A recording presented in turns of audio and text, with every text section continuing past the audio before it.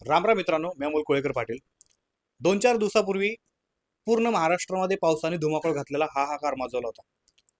हा काही पहिल्याच वर्षी एवढ्या मोठ्या प्रमाणामध्ये पाऊस पडला असा आहे का? असं अजिबात नाहीये. पण हा पाऊस एक विशेष ठरला. हा व्हिडिओ सुरू होण्याच्या अगोदर तुम्ही सुरुवातीला जो व्हिडिओ बघितला, हा व्हिडिओ ते तोंडामध्ये गोवा मावा घेऊन इकडे तिकडे टपोरीगिरी करत फिरतात तसल्या एखाद्या कुठल्या व्यक्तीचा नाहीये, कुठल्याही गुंडाचा नाहीये, कुठल्याही पोरींना छेडणाऱ्या छपरी पोराचा नाहीये. हा व्हिडिओ आहे सुसंस्कृत महाराष्ट्रातल्या मुख्यमंत्र्याचा, ज्यांच्या हातामध्ये या महाराष्ट्राची तुरा आहे. आणि हा व्हिडिओ समाज माध्यमांवरती भारतामध्ये महाराष्ट्रामध्येच नाही तर भारतामध्ये देखील आणि भारताच्या बाहेर देखील मोठ्या प्रमाणामध्ये व्हायरल होतो. कारण या व्हिडिओमध्ये जी भाषा आहे ही भाषा अत्यंत एखाद्या गल्लीतल्या गुंडांसारखी आहे. आणि ही भाषा या राज्याच्या जे सुसंस्कृत महाराष्ट्र म्हटलं जातं, श्रीमंत महाराष्ट्र म्हटलं जातं, कारण या छत्रपती महाराष्ट्रामध्ये छत्रपती शिवाजी महाराज जन्माला आले. या महाराष्ट्राचं नेतृत्व करणाऱ्या एखाद्या व्यक्तीच्या तोंडामध्ये जर अशा प्रकारची भाषा असेल तर तो व्हिडिओ व्हायरल नाही होणार तर अजून काय होणार? विषय काय माहिती आहे? मिसिंग लिंक जो आता मला वाटते मे महिन्यामध्ये सुरू झाला, पाऊस पडायच्या आधी अत्यंत 50-60 दिवसापूर्वी, आणि पहिल्याच पावसामध्ये मिसिंग लिंकनं त्याच्यामध्ये काय काय मिसिंग आहे हे दाखवून दिलं. ज्या पद्धतीनं हा ब्रिज बनवला, खरं तर ज्या पद्धतीनं इंजिनिअरिंग केलेलं आहे त्याच्यासाठी महाराष्ट्रातले जे काही मेन अधिकारी असतील, इंजिनियर असतील, त्यांचं आपण अभिनंदन केलं पाहिजे की महाराष्ट्रामध्ये असा एखादा प्रयोग झाला. परंतु ज्या पद्धतीनं त्या मिसिंग लिंकचं उद्घाटन छाती ठोकून मिस केलं जसं काय गौंडी कामाला हेच होते, ज्या पद्धतीनं काम केलं, दाखवलं, PR केली, मीडिया केली, स्टंटबाजी केली, आणि मग अशा एखाद्या प्रोजेक्टचं पावसाळ्यामध्ये जर 3-13 झाले असतील तर जे महाराष्ट्रातली लोक जे सोडतात ते घ्या ना, सहन करा. चांगल्या कामाची स्तुती सुमनं घेतली ना उधळून, दोघांनी एका गाडीमध्ये बसून पळवले ना गाड्या त्या हायवेवरून, ब्रिजवरून, टनेलमधून. मुळात 50-60 दिवसापूर्वी जर तयार झालेल्या ब्रिजमध्ये दरड कोसळणार असेल तर तुम्ही हा ब्रिज ज्या वेळेला सुरू करायचा होता त्यावेळेला तुम्ही कुठल्याच प्रकारची तपासणी केली नव्हती. तुम्हाला घाई कशाची लागली होती हा ब्रिज सुरू करायच्या अगोदर? याच्यामध्ये आणखी एक गोष्ट आहे की महोदयाने सांगितलं की आम्ही काय करतो, पहिल्याही पावसामध्ये कुठलंही काम केलं तर आम्ही त्याच्यावरती दुसरी लेअर येते, मग ती टेस्टिंग केली जाते. टेस्टिंग करायसाठी महाराष्ट्राचा पैसा वाया घालवलाय. आज त्या ठिकाणी हजारो कोटी रुपये वाया गेलेत तुमच्या टेस्टिंग करायसाठी आणि तुमच्या शिक्षणासाठी. हे सगळं गेलेत. इतकंच जर तुम्हाला टेस्टिंग करायची तर स्वतःच्या घरादार विकून ते टेस्टिंग करून घ्यायची की पहिल्या लेअरमध्ये किती खराब होतो रस्ता, दुसऱ्या लेअरमध्ये किती खराब होतो, आणि हेच करत बसायचं ना महाराष्ट्रामध्ये.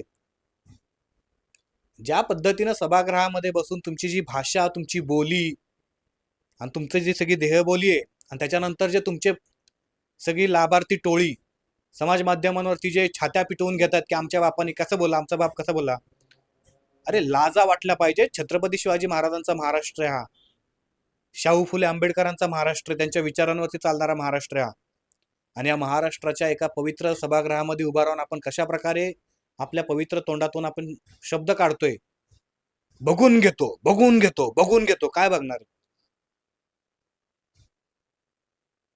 गुंडे, टपोरी आहे, छपरी चाळे करणारी कोण आहेत? मुख्यमंत्री आहात ना आपण. बघून घेतो. काय बघून घेतो?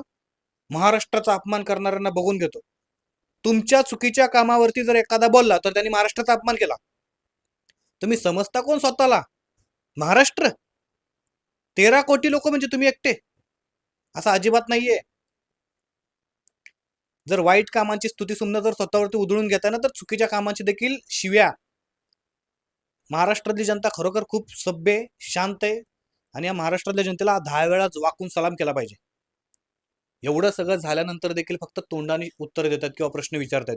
आणि जर एवढं करून देखील जर तुम्हाला महाराष्ट्रातल्या जनतेला बघून घ्यायचं वाटत असेल, महाराष्ट्रातली जनता काय भाडे के टट्टू, हे या मुख्यमंत्र्याची भाषा आहे.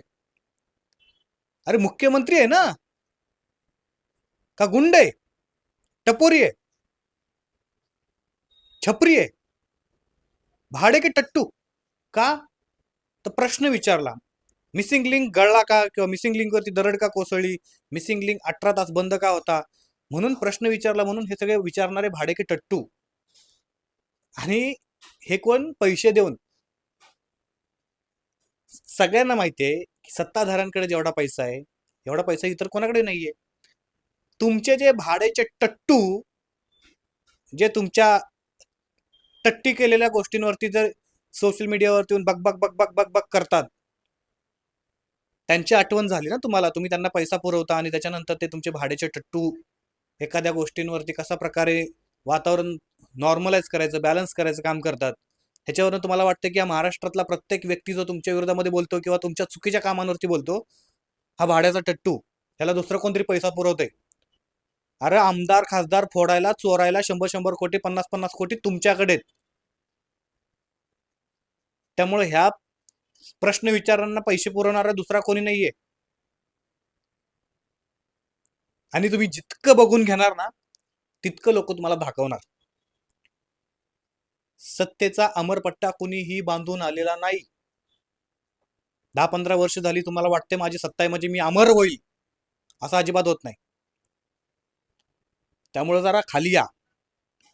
अटल सेतू आपल्या मिसिंग लिंकला ज्या पद्धतीनं दरड कोसळली, ज्या पद्धतीनं तो बंद झाला आणि त्या पद्धतीनं प्रश्न विचारले गेले, इतकी जळफळाट, तळतळाट आणि पार पायाखालची जमीन तुमची सरकारला नाही पाहिजे होती.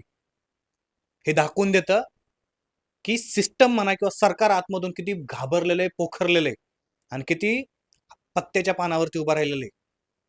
एखादा आरोप जर तुमच्यावरती कुणी केला तर तुम्हाला जर तो सहन होत नसेल, तुमची ती तळफळाट जळफळाट आणि ते एकदम असं असतं ना, त्याच्यासारखं जर तुमची परिस्थिती होत असेल, तो व्हिडिओ जर बघितला तुम्ही कशा पद्धतीनं ते सभागृहामध्ये त्यांची जळजळाट झालेली आहे. एखाद्या मुख्यमंत्र्याला अशा प्रकारचे वागणं भाषा शोभत नाही. आणि मी काय बोलतोय, इतका जळफळाट होत असेल तुम्हाला, जर माझ्या सहन होत नसेल, सोडून द्या ना. महाराष्ट्रावरती मोठे उपकार करा. माझा एक प्रश्न आहे तुम्हाला किंवा तुमच्या सगळ्या अंधभक्तांना आणि तुमच्या सगळ्या टट्टीगिरी करणाऱ्यांना एक प्रश्न आहे. ज्या दिवसापासून गृह मंत्रालय तुमच्या ताब्यात आहे त्या दिवसापासून कुठल्या पीडित व्यक्तीला तुम्ही न्याय मिळवून दिलाय, मला तेवढं फक्त सांगा. मुंबईचा बॉम्बस्फोट, मालेगाव बॉम्बस्फोट, हे सगळे आरोपी मोकाट सुटलेत, निर्दोष साबित झालेत. मग त्या स्फोटातले जर आरोपीच निर्दोष साबित झाले असतील, मग तो स्फोट केला कोणी? तुम्ही खऱ्या आरोपीला अजूनपर्यंत पकडू शकला नाहीत. त्यावेळेच्या घटनेमध्ये तुम्ही गृह मंत्रालय तुमच्याकडे आल्यापासून तुम्ही कुठल्या गोष्टींना न्याय दिला, एवढं फक्त सांगा. एवढा जळजळाटून तळफाट करून घेण्यापेक्षा काही गरज नाही. एक व्हिडिओ आहे, मी तुम्हाला व्हिडिओच्या शेवटला दाखवतो आणि व्हिडिओ थांबवतो. हा नांदेड मधली घटना आहे. बरं, नांदेडला पाऊसही नाही इतका, थोडाफार असला तर इतका मोठा नाहीये. तो व्हिडिओ तुम्ही एका बाजूला बघा किंवा हा व्हिडिओ थांबून तो व्हिडिओ बघा. बघितला? त्या व्हिडिओमध्ये ब्रिज आहे, ह्या ब्रिज मधूनच म्हणजे हे बाहेर आले ते. आणि त्या व्हिडिओमध्ये ज्या पद्धतीने बोलत जाते की याच्यामध्ये कोणतरी अडकले अडकले अडकले. अरे तुमच्यासारख्या दलिंदर लोकांना काही, लोकांच्या जनतेच्या जीवाची काही किंमत नाहीये का? म्हणजे कुठलाही माणूस मेला का 5 लाख रुपये आणून त्याच्या मड्यावर टाकायचं झालं? म्हणजे महाराष्ट्रातल्या जनतेचा जीव काय तुम्ही 5 लाखामध्ये विकत घेतलाय? महाराष्ट्रातल्या जनता खरंच खूप शांत आहे, खूप शांत आहे. इतकी शांत महाराष्ट्रातल्या जनतेने असूही नाही. एवढा शंडपणा बरा नव्हे. प्रश्नच विचारणार नाही. जर तुम्ही प्रश्न विचारला तर तुम्हाला ते भाड्याचे टट्टू म्हणणार. ह्यांनी भाड्याचे टट्टू ठेवलेत सोशल मीडियावरती बक बक बक बक करायला. ते बरोबर नाही. पण जर यांना कोणी प्रश्न विचारला तर ते भाड्याचे टट्टू. आणि कुणाला एवढा पैसा जास्त झालाय, कुठल्या लोकांना पैसा पुरवलाय, सरकार तुमच्याकडे द्या, चौकशी करा, माहिती घ्या. अरे आजच्या विधानसभेमधली गोष्ट आहे, आज अधिवेशन सुरू आहे. तुमच्या विधानसभेच्या अध्यक्षांना सांगावं लागतं वरडून की ज्या खात्याचे प्रमुख प्रश्न असतील त्या खात्याच्या सचिवांनी विधानसभेमध्ये हजर राहावं, विधिमंडळामध्ये त्या मंत्र्यांनी हजर राहावं. सांगून सांगून दमले ते, बोलले मी जर असं नाही झालं तर पूर्ण दिवसासाठी पूर्ण सभागृह तहकूब करेन. हे तुमचं गुड गव्हर्नन्स. तुमचे अधिकारी तुमचं काय ऐकत नाहीत. तुमचे मंत्री तुम्हाला फाट्यावरती मारतात, सभागृहामध्ये येतच नाहीत. आणि तुम्ही कुठल्या मोठ्या मोठ्या बाता करताय, बघून घेईन. तुम्ही म्हणजे महाराष्ट्र नव्हे, हा गैरसमज काढून टाका डोक्यातनं. ह्या सगळ्या गोष्टीवरती तुमचं म्हणणं काय ते नक्की कमेंट करून सांगा. आणि जोपर्यंत तुम्ही आवाज उठवणार नाही, जोपर्यंत तुम्ही बोलणार नाही, तोपर्यंत अशा लोकांना कुठल्या प्रकारचा काही फरक नाही पडणार. त्यामुळं व्हिडिओ शेअर करा. चॅनल आपल्या सबस्क्राईब नसेल की तर नक्की करा. जय शिवराय, जय शंभूराजे, जय मल्हार.